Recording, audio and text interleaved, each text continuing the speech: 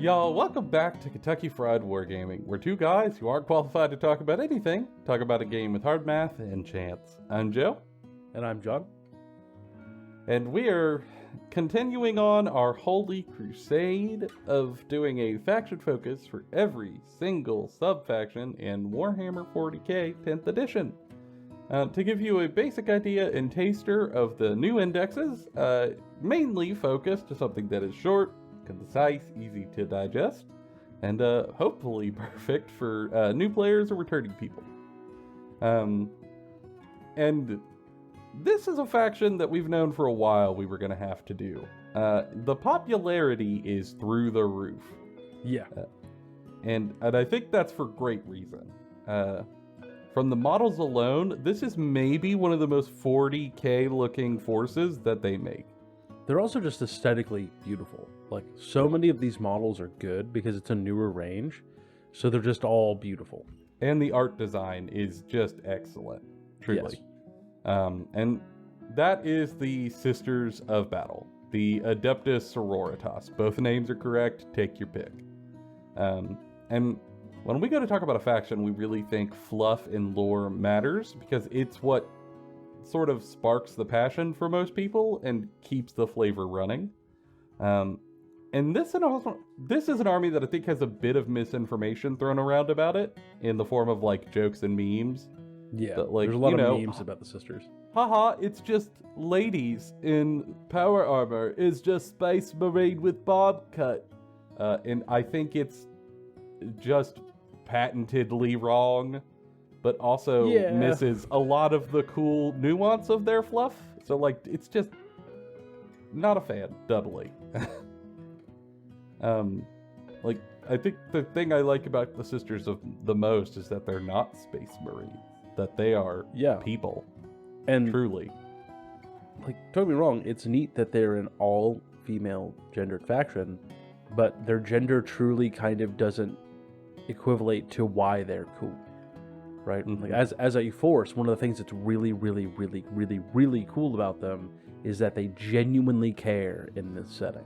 Like, they still commit war crimes. Everyone commits war crimes in 40k, but like, they truly believe and truly care about the normal people in the setting.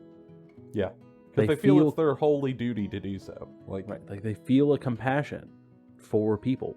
Now, they do it through the guise of, like, and for them it's true belief in the Emperor, but it's almost like they conflate the idea of defending humanity with also worshiping the Emperor. Oh, because the Emperor is he's the god of humanity. He's the pinnacle of humanity. But every human is just a divine spark of his holy essence and should be cared for if at all possible. Right. And like Joe kind of touched on it earlier, these are not Space Marines. These are not just female Space Marines. There's not Space Marines like with smaller power armor. Like, these are their own faction and their own heroes that do really, really cool things. Like, they're extremely cool at being martyrs. I think that they are still much more human than Space Marines. Space Marines are often just straight up monsters. And a lot of Sisters characters show a level of compassion while also a level of bravery that rivals, like, the Imperial Guard. Like, they're still normal human beings inside of power armor that use their own belief and will to impact the battles of the 41st millennium. And I think the thing that I want to touch on there that's important is that they are vindicated in their beliefs. Yes.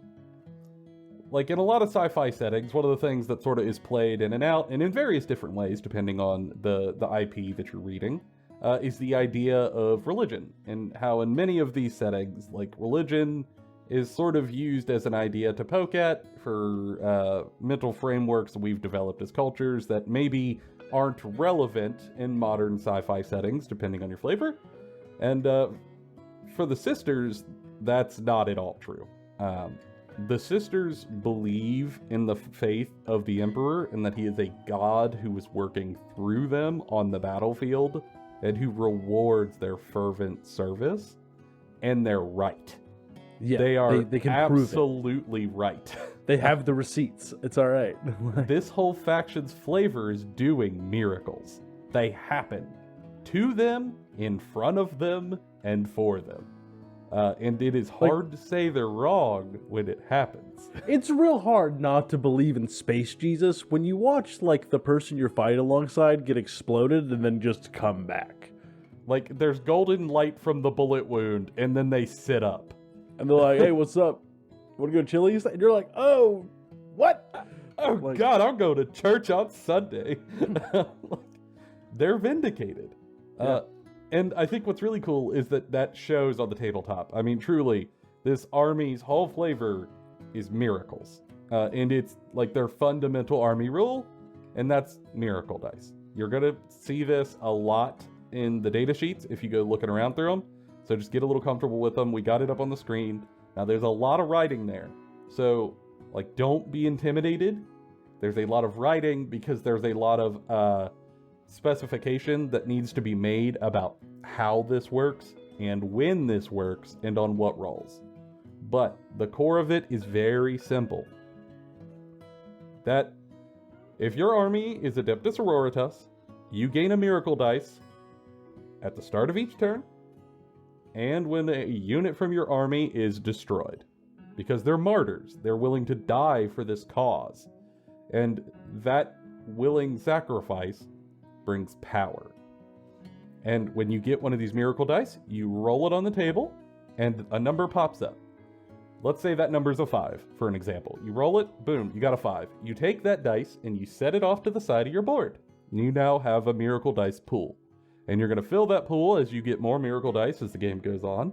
And when you go to do a roll for the stuff over there, you can substitute one of your miracle dice for a dice roll to guarantee something happens that you need to happen. There is no question of, I need a 6. Please give me a 6 on this damage roll. You could have a 6. It's gonna happen. You've been blessed by the God Emperor in your time of dire need. Yes. It allows you to even out the inconsistencies of it being a dice game in your favor.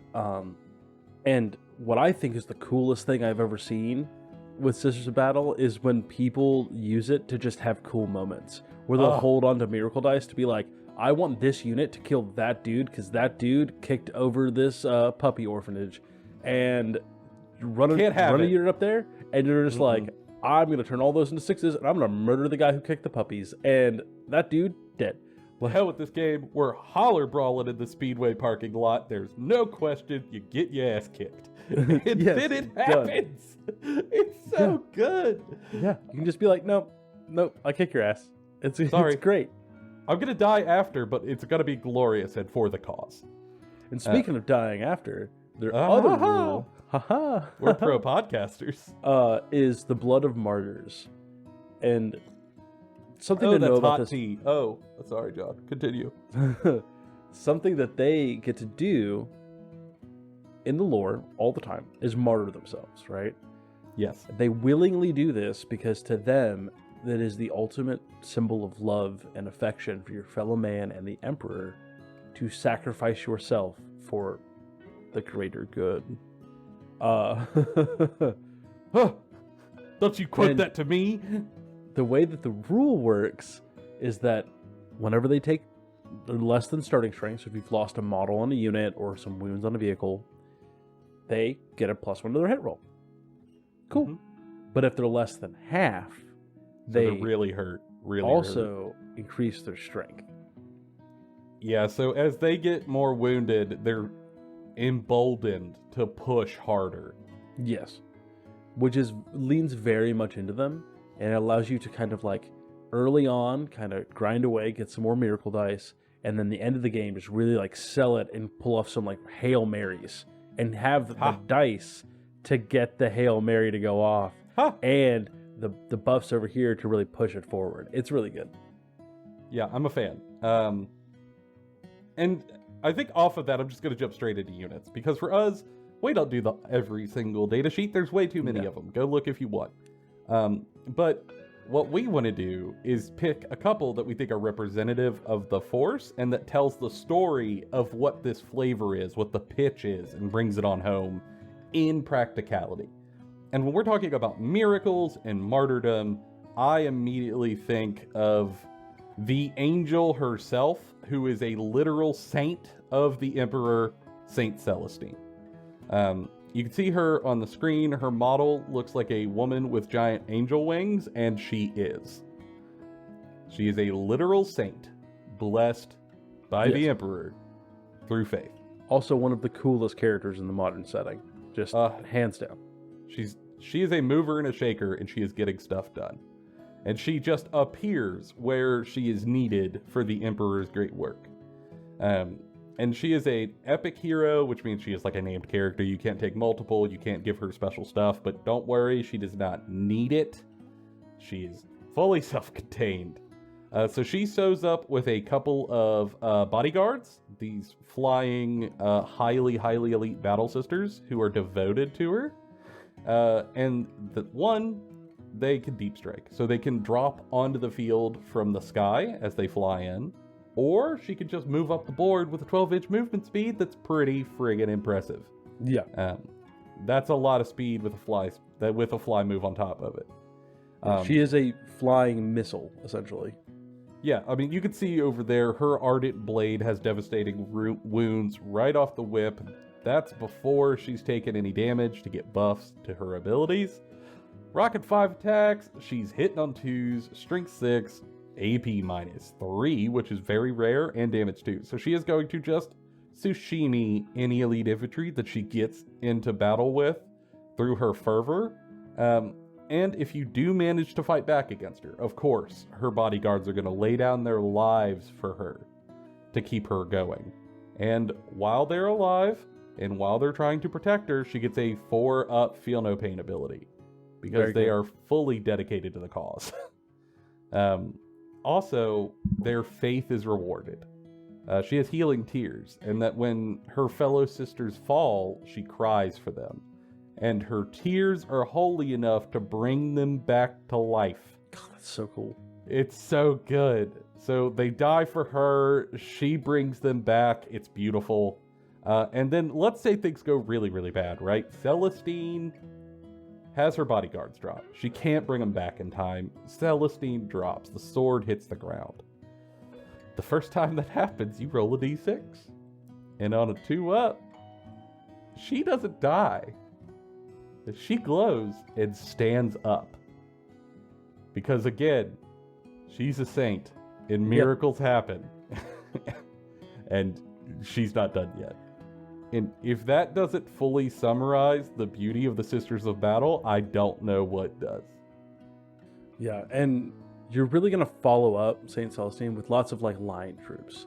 And so to that end, I'm going to talk about the unit that I'm picking, which is the original Nuns with Guns.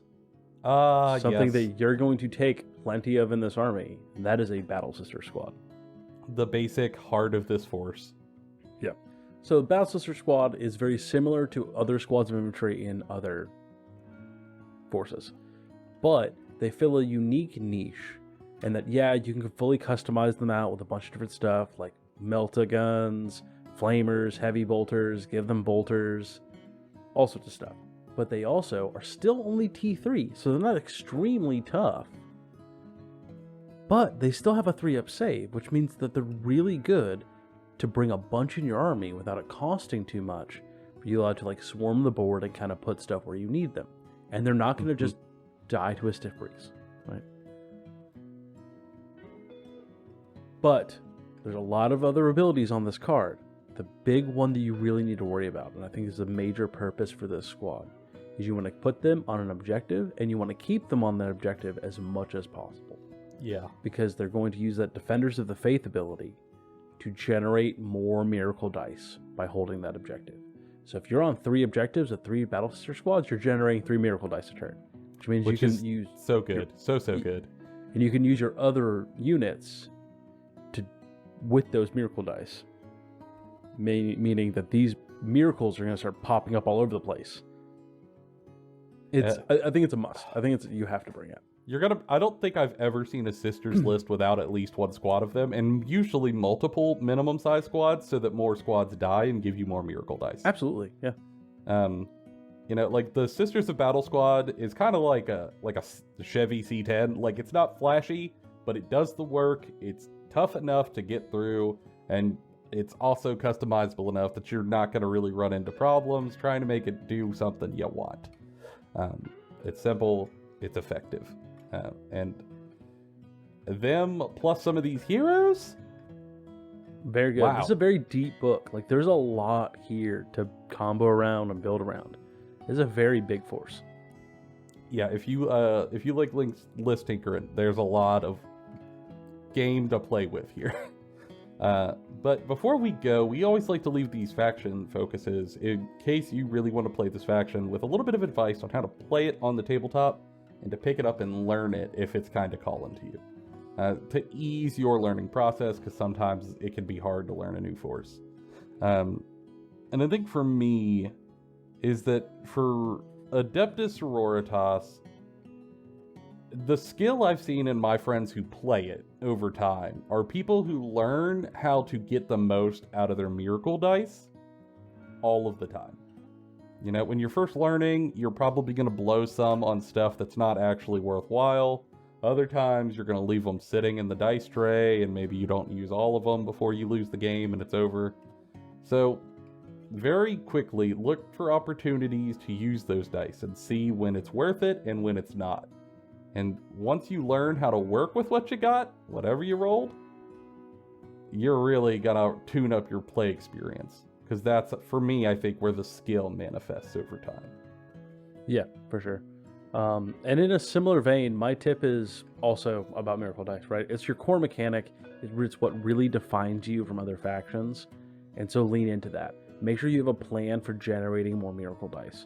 Make sure that when you're building your list, you have a way to get Battle Sisters onto objectives. You have a way to get more miracle dice and have plans to use those and how you would use those. Sometimes you want to make a martyr squad that just goes out, dies for the cause, but does as much damage as possible because of miracle dice. Right? Mm-hmm. You remember that when you're building your list so that you can build all the pieces you need and you're ready. So when those moments come, you know to hit the button. Like, button. And get it done. Just get it done. It's going to be really helpful for you. If you are into this faction, I really encourage you to go read the index. There are so many options here that we have not touched. And a lot of them are compelling. And if you're sort of on the fence but interested, it will probably win you over. And if you do jump into this but you have some follow-up questions, can be a complicated force to build, please do not hesitate to reach out. We are happy to address any direct questions in the comments or on social media. All of it's down below. And if this does not work for you, but you still are looking for a faction, we are going to keep on cranking these things out so that we can make sure that there is something for everyone to watch so that you can spend your money in the best way possible with a force that works for you. Mm-hmm. And we're going to be working on it as hard as we can. And in the meantime, it's been all of our opinions, bona fide Kentucky Fried. We'll see you all in the next one.